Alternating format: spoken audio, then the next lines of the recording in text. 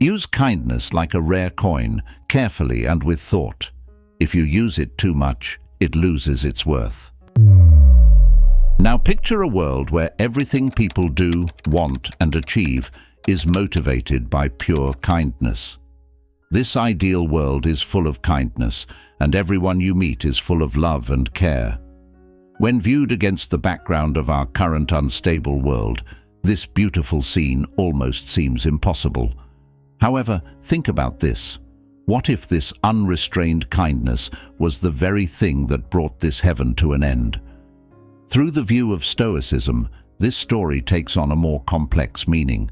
Stoicism, a way of thinking that values virtue, knowledge, and self-control, teaches us to value kindness, but also to balance it with modesty and reason.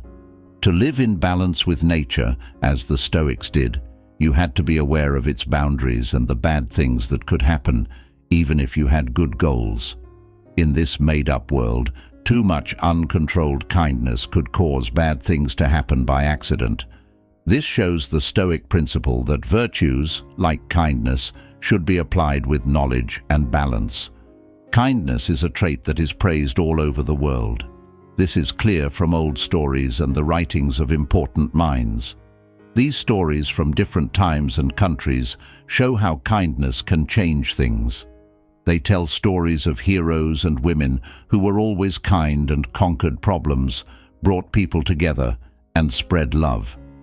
But even with all the noise in the world today, kindness is still the one trait that everyone agrees on, regardless of race, religion, or location.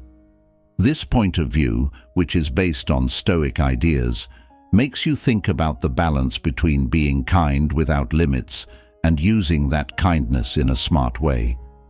But even though it is beautiful and grand, kindness has a side that is often missed. This part, even though its many good points make it less noticeable, can be dangerous if not controlled. People on this side can unintentionally destroy themselves by making them doubt their own worth and taint their soul. This brings us to the main point of our conversation today. Like how too much water can kill a plant, there are times and places when being kind can go wrong, even when our goals are good.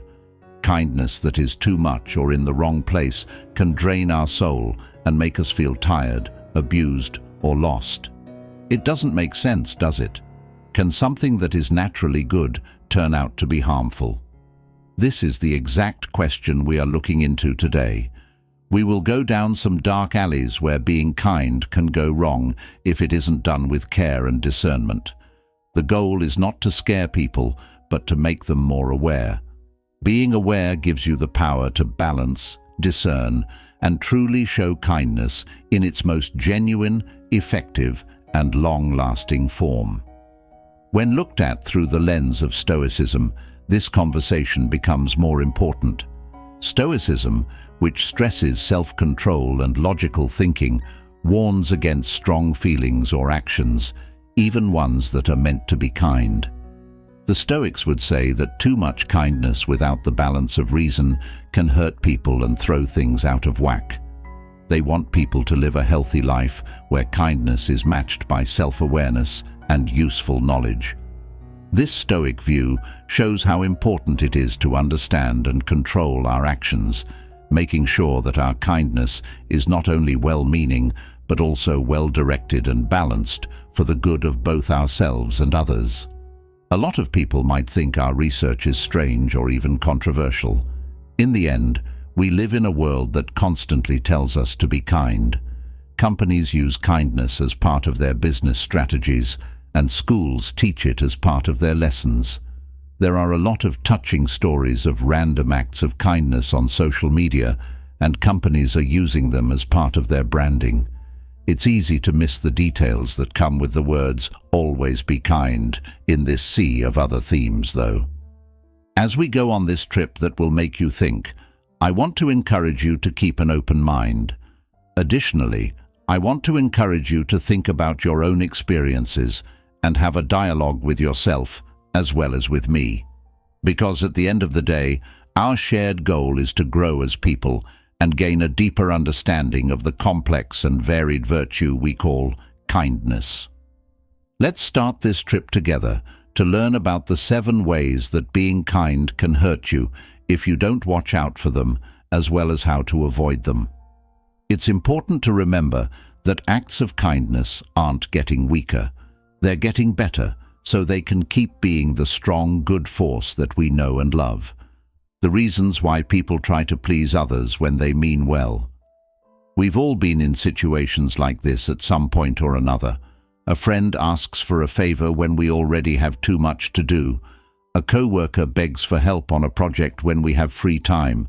Or a family member asks us to go to an event when we are mentally worn out. At times when we are having problems inside, our first instinct is to say yes.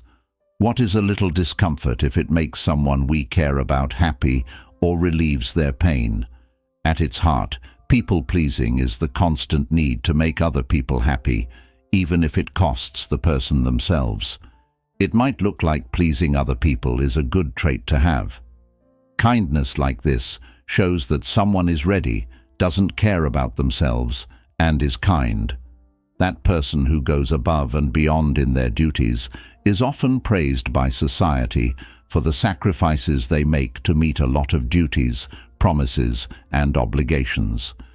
There is, however, a deeper and more complex web of feelings and consequences that lies beneath this praise that many people don't fully understand until they are all caught up in it.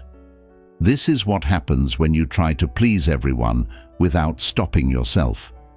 Putting the needs of others ahead of your own may have been done with good intentions, but doing it over and over again may have negative effects on your health. The first tile that falls is often the damage it does to the person's mind and body.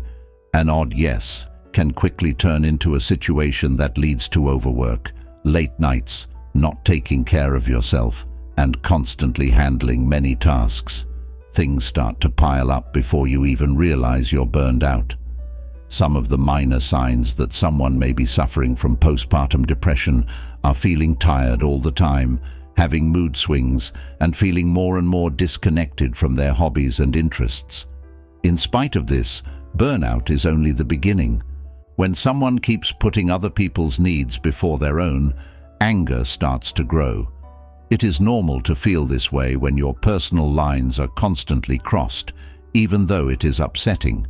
The mind starts to wonder, why do I always have to make sacrifices? Or, does anyone notice how hard I work? If this anger isn't dealt with, it can hurt relationships, which goes against the whole point of trying to please everyone. If people-pleasing isn't stopped, on the other hand, one could lose their personality, which is the worst thing that could happen. When people are constantly changing themselves to fit other people's needs, wants, and standards, they lose touch with who they really are. People's interests tend to align with those of their peers. Their views change to fit the group consensus, and over time, it becomes harder to tell the difference between themselves and the people-pleaser character. To get back your independence, you must first be aware of the issues that could arise if you go too far in trying to please other people. Being aware of the problem is only half the battle, though. The biggest problem, on the other hand, is how to put ideas into action. The most powerful tool you can have to fight unchecked people-pleasing is the ability to set reasonable limits. This fact needs to be kept in mind so that you remember that borders are not barriers, but rather rules that help you define your own space, limits, and values. Before you can handle social situations without losing yourself, you need to know what behaviors are accepted and what behaviors are not acceptable. Having clear limits is important, but it doesn't help much if you can't communicate them clearly. No is not a rejection of the person or their request. It is a statement of being proud of who you are. This brings us to no, the strongest two-letter word in English. It means admitting that you would like to help or take part, but your current situation or health makes it impossible for you to do so. Of course, setting limits and saying no to requests can make people feel guilty, especially if they have a past of trying to please others. It is important to remember that saying no does not make someone less valuable or kind. When someone takes care of their own health, on the other hand, they are better able to help and support others in a real and unshakable way when the time is right. Kindness and wanting to make other people happy are important parts of the huge web of human connections. Balance is important, though, as it is with any complicated system. Realizing the risks of trying to please too many people, setting clear limits, and learning to say no without feeling guilty are all things that people can do to make their lives not only pleasant for others, but also very satisfying for themselves. Being kind to yourself is the first thing that needs to be done to be truly kind. Being used for their own gain. Kindness, in its purest form, is a shining example of the human spirit to all people. This element is shown by the helpful hand that lends support, the calm speech that brings peace, and the generous heart that gives without expecting anything in return. On the other hand, this same openness could leave you open to being manipulated by people whose goals are not honest if it is not balanced with wisdom. You might find this hard to believe, but not everyone who offers their hand in gratitude for our kindness wants a relationship based on love. For some people, the only goal is to take. A lot of the time, it starts out slowly. It could be a coworker who always says they need help but never shows up when they do. Or it could be a friend who often borrows money or things and doesn't give them back. Both of these people are models of people you shouldn't trust. The issue is with a partner who constantly asks for mental support but rarely gives it. As time goes on, these repeated events change from one-time events to a routine that takes advantage of other people's kindness and giving. For people who are regularly taken advantage of, there are a lot of different things that could happen. It is clear that this drains one's mental energy. When someone does something nice for you and you don't return the favor, breaks a promise, or doesn't appreciate it, it can be hard on your emotions. The once unlimited energy and desire for helping others is slowly being replaced by a growing sense of negativity and guardedness. This feeling of energy and excitement is slowly going away. The real loss of means is another thing that makes it hard on the emotions. People who take advantage of others are ready to give up their time, money, and even health in order to get what they want. If you make these kinds of adjustments on a regular basis, you might see losses in your personal goals, your financial security, or your job growth. The most subtle result, though, is a loss of self-worth. Being kind should be something to be proud of, but these thoughts can make you feel bad about yourself and lower your self-esteem over time. If someone takes advantage of your kindness over and over again, it can make you question your own worth, like, am I not worthy of respect? Why do I always end up being used? Or, is there something wrong with me? These thoughts can come back to you over and over again. This being said, what are some ways that someone can keep themselves from falling into the traps of abuse while still wanting to be kind? The first step on the trip is to become aware and accept what is happening. It is very important to be on the lookout for signs of manipulative behavior. Some examples of these are putting the blame on others, making empty vows, using guilt trips, or constantly shifting the goalposts. If you know about these habits, you can tell the difference between real requests for help and attempts to trick them. But becoming aware is only the start of the process. What comes next is the need to use your sense when it comes to interactions. When you regularly look at your relationships, it's important to tell the difference between people who show kindness and those who only take. It doesn't have to mean cutting ties right away. It can also mean changing how open and generous you are based on the type of connection. Open conversation is a very important skill to have on this path of self-discovery. If a trend of taking advantage of others is found, it needs to be dealt with. Sometimes, all that's needed to change the way things work in a friendship is an honest talk. Sometimes the other person is just not aware of what's going on. When it comes to being kind and not getting taken advantage of, having both kindness and understanding is the most important thing. Being kind doesn't mean you have to be blind.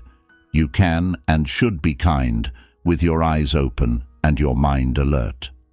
Not only can being informed, insight, and open communication help people avoid being taken advantage of, but they can also make sure that their acts of kindness are directed toward people who truly respect and value them. Just because someone is kind doesn't mean they should act like an open book whose pages are ready to be torn out. Instead, you should see yourself as a well-organized library that anyone can use. There are clear rules that make sure the information and kindness that are kept inside are appreciated and repaid. People often talk about how important it is to be positive and in a good mood, but we all feel like we need to always be our best and kindest selves. We hold back our true thoughts because of this pressure. This idea is especially useful for people who tend to be kind. There is an unspoken expectation to keep a calm and kind mask on when you are criticized, when someone says something mean, or even when your life is changing. No matter what happens, this assumption will always be there. In many situations, this attitude of always being nice or accepting is great. However, it can become a double-edged sword if it causes people to hold back their true feelings. For many people, putting on this mask is first seen as a way to protect themselves. On the other hand, facing the problem directly could cause conflict or discomfort. Instead, it is easier to smile through the pain or laugh off a harsh comment. This mask will become more solid over time, and it will become an important part of who you are. What started out as a conscious choice slowly turns into a reaction that comes up out of the blue. Our feelings are how our brains talk to us when they are not controlled in any way. To us, they show how healthy we are, what we need, and the limits we have set for ourselves. When we hide these signs over and over, especially the bad ones like anger, grief, or pain, we are blocking this internal communication. There are many effects that happen when feelings are pushed down. A person's body may become more stressed when they try to hold back their feelings. Both the body and the mind use a lot of energy to hide these feelings, which can make you feel tired and antsy, and even give you physical signs like headaches or stomach problems. And the mental toll that is taken is even worse. If you don't recognize or deal with your emotions, they don't just go away. Instead, they stay under the surface and can, over time, lead to a number of mental health conditions, from anxiety and depression to a general feeling of sadness. If someone keeps repressing their feelings, they might have emotional outbursts, which are times when those feelings come out in situations that have nothing to do with the original reason. On the other hand, the most important effect of this denial is how it changes relationships.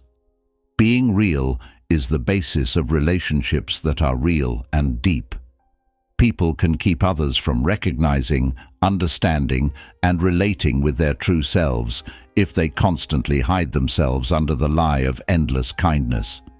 People who aren't honest with each other could end up making interactions less deep and more surface level.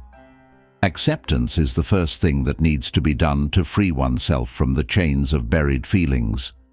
Being aware of and accepting the fact that having a range of feelings is not only normal, but also helpful is very important.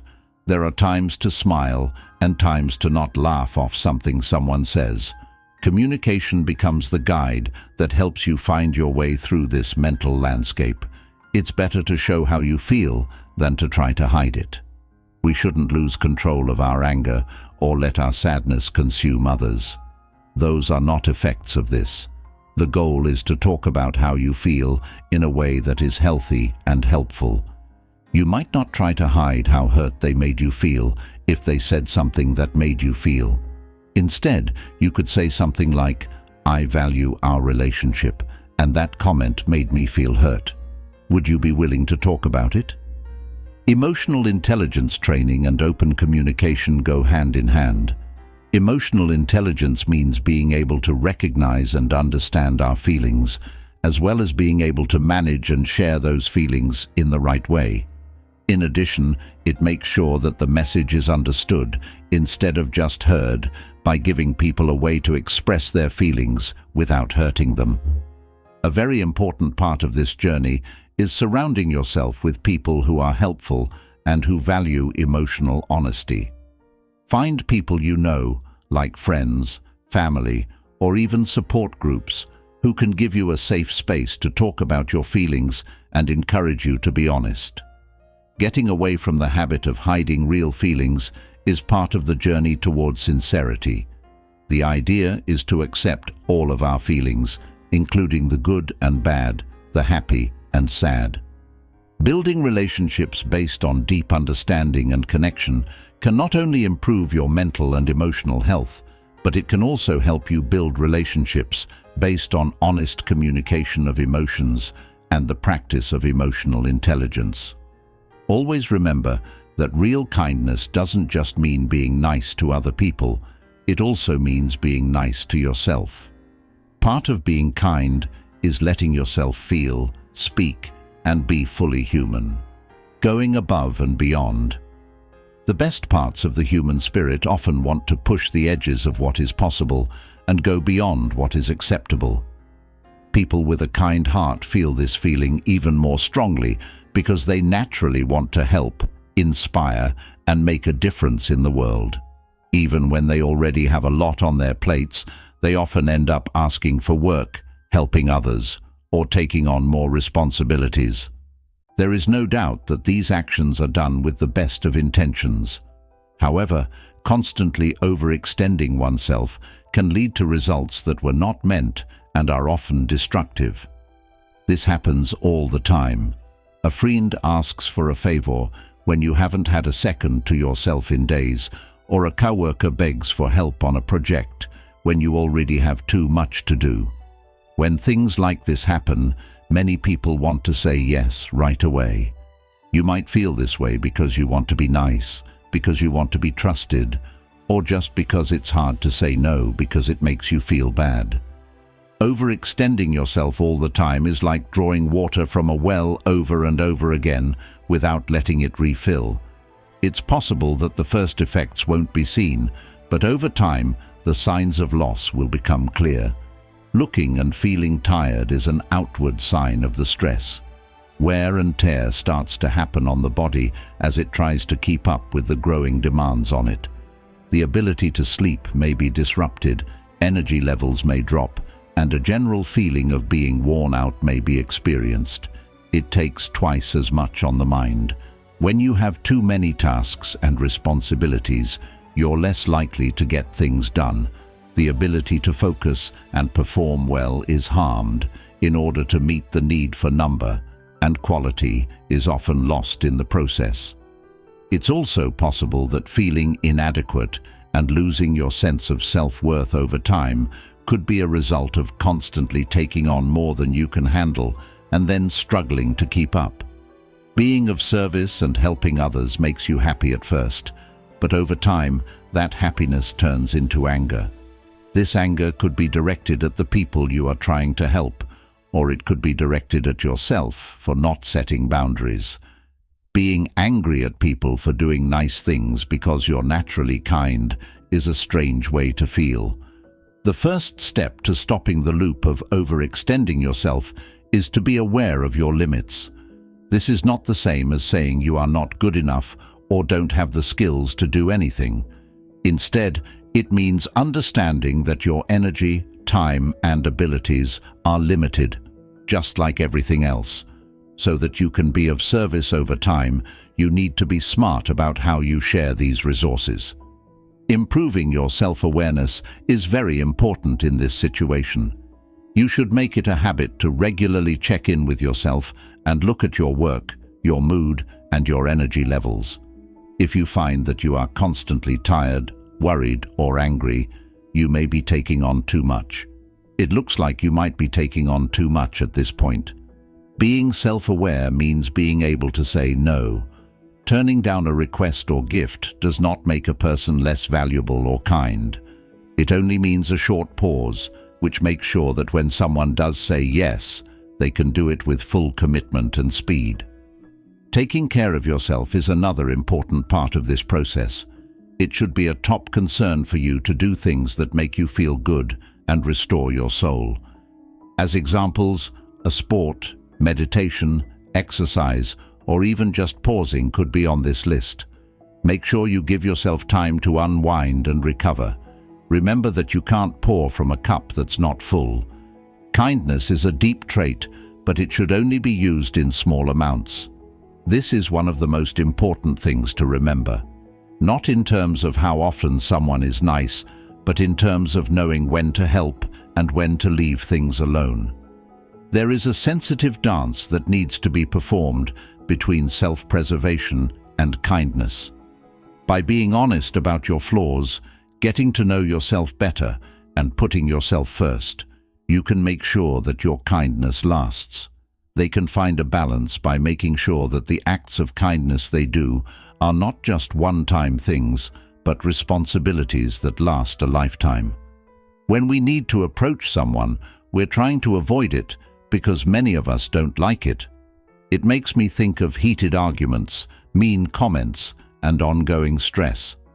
That being said, it shouldn't be a surprise that a good number of people, especially those whose personalities make them naturally kind, want to avoid it at all costs.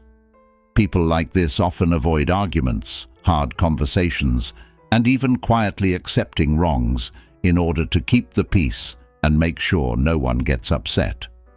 The goal is to avoid making anyone feel uncomfortable or causing a problem. That being said, what if, in the search for endless peace, one unknowingly pays a price that is both quiet and heavy? The problems that led to disagreements don't magically go away when people avoid conflicts all the time. Instead, they simmer down, creating minor undercurrents that affect how people connect, make decisions, and feel. This is because the problems that caused the fights have not been fixed. Putting off necessary conflict can lead to a lot of problems that haven't been dealt with, which is one of the most real effects. You can think of them as invisible limits. They may not be obvious at first, but that doesn't change the fact that they get in the way of real relationship and understanding. Over time, these problems get worse, making people feel disconnected and causing more confusion in their relationships. Also, there is a lot of stress, because there is always something that isn't said, the issue that everyone dances around, or the problem that is clear but is never dealt with. People don't pay much attention to this conflict, but it always shows up. If someone is passive-aggressive, they might act out, or they might have sudden emotional breakdowns, or even physical signs like stress or anxiety. People who avoid necessary conflict miss out on chances to grow as people that go beyond the immediate setting of their relationships. Confrontations, even when they are hard, are what make us grow as people. They do things like teach resilience, improve conversation, and help people understand each other better. You are missing out on the chance to learn these important lessons by avoiding them over and over again. In the present situation, it is very important to tell the difference between conflict just for the sake of conflict and conflict that is good. The first type is annoying and damaging, and it comes from either wanting to be in charge or wanting to be pampered. The second one, on the other hand, is based on the search for understanding, closure, and growth. You don't have to go out of your way to find problems if you want to accept productive conflict.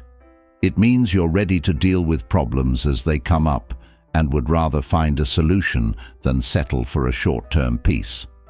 The important thing is to not see conflict as a war, but as a place where people with different views can meet and find something they have in common.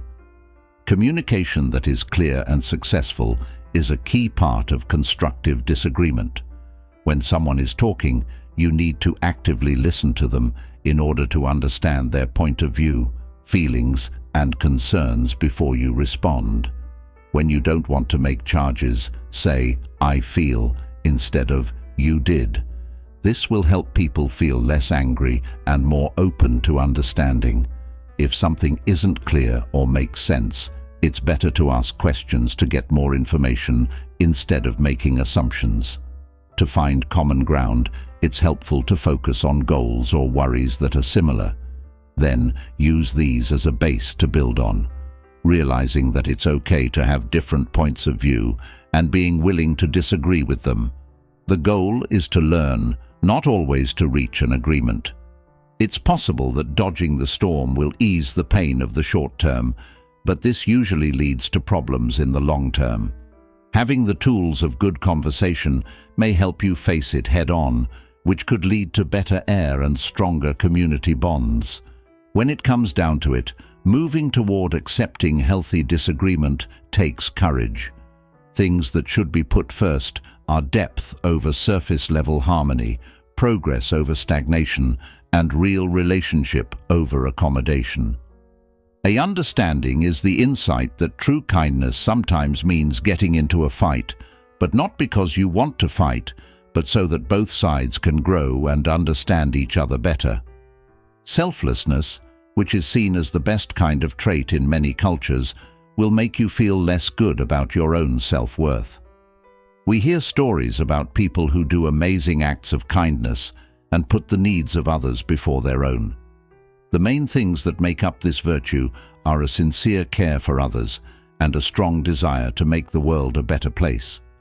But if you practice this kind of kindness all the time without putting any attention on yourself at the same time, it could destroy your sense of self-worth without you meaning to. If someone constantly puts the needs, feelings, and wants of others ahead of their own, their mind starts to learn that those needs, feelings, and wants are more important than their own. This thought becomes more ingrained over time, which leads to many different bad outcomes. A low sense of self-worth is the most noticeable effect. If you keep putting off your goals and targets, you start to doubt your worth. One feels like they are not good enough or are not meeting standards all the time. You don't just feel this way for a short time. It changes your decisions, actions, and relationships. In this situation, it is normal to feel like you are being devalued. It is possible that you will feel like you don't matter or that what you do doesn't matter while you are dealing with other people. It's possible that these thoughts aren't based on facts. They could just be extensions of the story you've made up for yourself.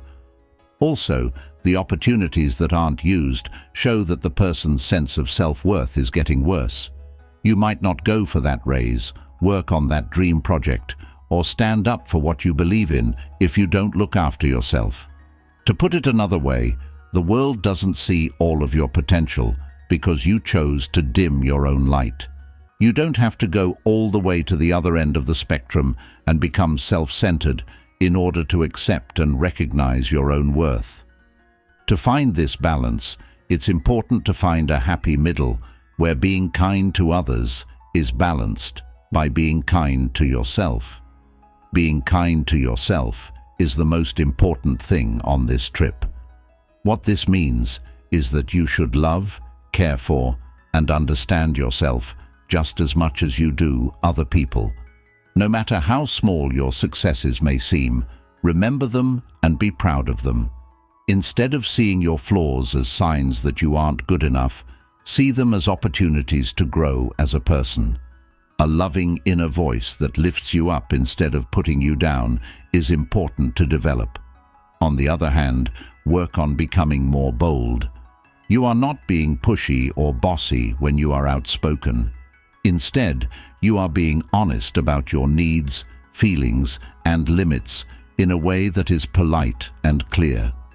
Participating in confidence training or workshops may help you get better at this skill. The following steps should be taken to bring self-compassion and confidence into your life. 1. Regular self-reflection. You should make time to think about your wants, goals, and feelings, and then confirm them. 2. When you practice positive self-talk, you question your negative thoughts about yourself and replace them with positive statements. There are 3. Your limits should be clear, and you should let people know what makes you feel good. Your health and happiness are your own business. You can ask for what you need and say no. 4. In order to get feedback, you should talk to reliable family or friends about how they see you, and then compare that to how you see yourself. These might give you some useful information. 5. Put money into your own growth by going to workshops, reading books, or going to therapy. It is possible for tools that help people become more self-aware and confident to change their lives. True kindness isn't a zero-sum game where caring about yourself takes away from caring about other people. If you work on your sense of self-worth and make sure you love yourself a lot, you can do more real, long-lasting, and meaningful acts of kindness for other people. To put it simply, respecting yourself is not selfish. It is basic. In other words, it promises that your acts of kindness come from a place of plenty, not a place of lack, from a place of choice, not duty, and from a place of love, not obligation. In terms of what people value, kindness has been drawn in big, broad strokes across countries and time periods. This has caused a lot of people to get the idea of kindness wrong. But somewhere along the way of translation and perception, the meaning has been reduced, and some tales have grown out of it. A common misunderstanding is that being kind means being passive, weak, or unwilling to stand up for yourself. People believe this a lot of the time. The mistake may have come from a number of places, such as folk tales, where the good-hearted main character is usually shown as submissive and mild, or cultural norms that associate being gentle with being weak. The truth, on the other hand, is much more complex. People who always give in, agree, or stifle their voice may have a lot of problems because of how their kindness is misunderstood. In this case, it's because they believe that being kind means always being passive. Other people might think that you are weak or unable to make up your mind because of this. It doesn't matter if this idea is true or not. It could have real effects, especially in places like the workplace, where clear thinking and power are valued. Putting one's own wants or views on hold over and over again in the name of kindness could also be misread for a number of reasons. Some people, like co-workers, might take it as a lack of belief or energy, while friends might see it as a lack of interest in getting to know each other. One way to look at this is as idiocy. There is a chance that this false belief will make chances less likely, relationships tense, and a sense of self-worth weaker. The problem is not with acts of kindness themselves, but with how they are understood and used. Kindness that comes from the heart is a powerful force that blends care, knowledge, and strength. Kindness is neither weak nor passive. People don't have to hold back from speaking up for themselves or showing how kind they are. Being aware of when and how to use that power with ease and for the right reasons are all things that you should think about. When you help someone in need, you're really becoming strong. If you want to understand, it's smart to know that silence talks louder than words. Being courageous means being strong enough to speak out against wrongs, both for yourself and for other people.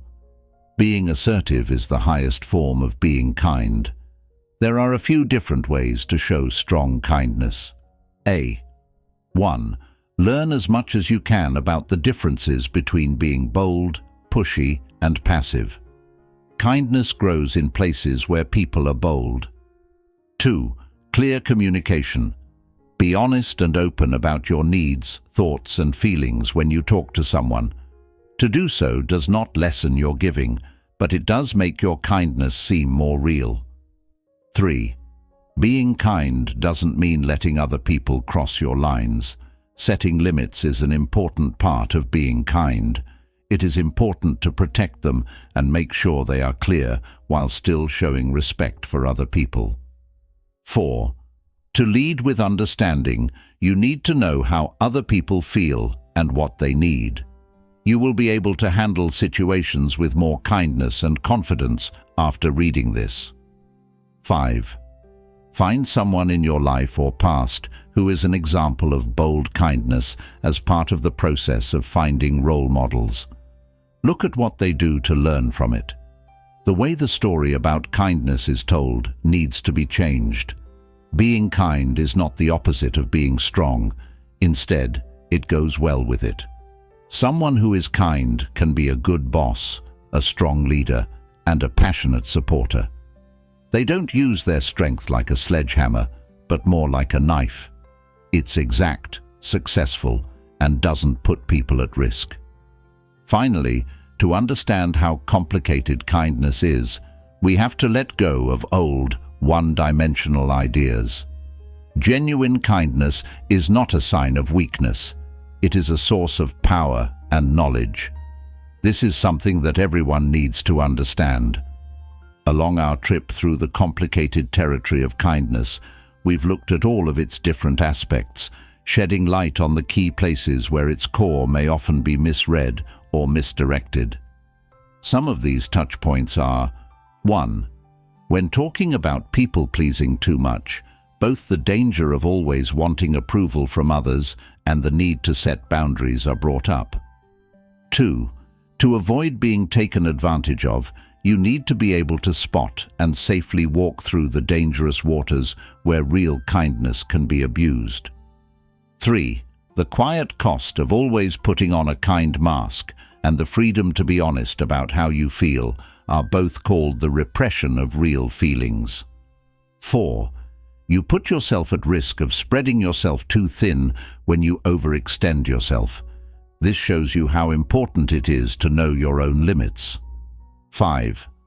The practice of avoiding needed conflict is talked about in terms of the secret risks that come with avoiding clashes over and over again, and the progress that can be made through positive conflict. This piece talks about the subtle ways that constant self-sacrifice can hurt your sense of self-worth, and how self-compassion can help you feel better. 7th, many people think that being kind is a silent action. This piece will disprove this idea by showing how strong and confident kindness really is. The picture that the textile of kindness made from these threads produces is very clear. Not only should you be kind, but you should also find a balance. It's not just about not caring about yourself. It's also about valuing yourself. Understanding and practicing genuine kindness in a smart way turns it into a strong force that helps both the person receiving the kindness and the person offering it. But, like any other power, it's important to be aware and careful when you use it. Kindness should be like wings that help you fly, not something that weighs you down. It's important to remember that being kind shouldn't cost you your health or your self-respect. Self-care and not caring about yourself go hand in hand in a beautiful way, just like yin and yang. As this part on kindness comes to a close, let us move forward with the strong knowledge that real kindness is not a hint, but a strong word. The act of giving up strength is not what it means. It means showing force. Being truly kind means being able to set limits while also opening your heart, having the strength to stick to your beliefs while also helping others, and having the courage to understand others' feelings without losing sight of your own worth. Be sure to use this as your guide. Kindness does not come from not being strong. It comes from having power that is used with love. This thought should stay with you, and you should use your kindness to be the world's light, a strong sign of hope and humanity.